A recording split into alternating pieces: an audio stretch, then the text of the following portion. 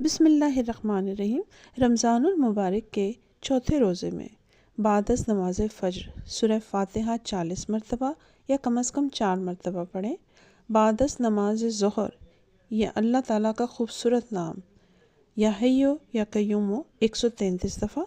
بعد از نماز عصر دعائے جمیلہ کو 3 مرتبہ پڑھیں یا کم از کم 1 مرتبہ پڑھیں۔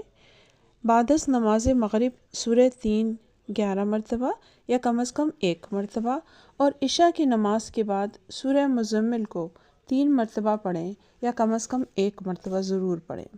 سورہ مزمل کے بارے میں رسول اللہ صلی اللہ علیہ وسلم نے فرمایا کہ جو شخص اس سورت کو پڑھے گا اللہ تعالیٰ سے دنیا اور آخرت میں خوش رکھے گا اور اس کے افلاس کو دور کرے گا، اور جس مشکل کے لیے پڑھے گا وہ مشکل آسان ہو جائے گی۔ اللہ تعالیٰ ہم سب کے لیے آسانیاں پیدا کرے۔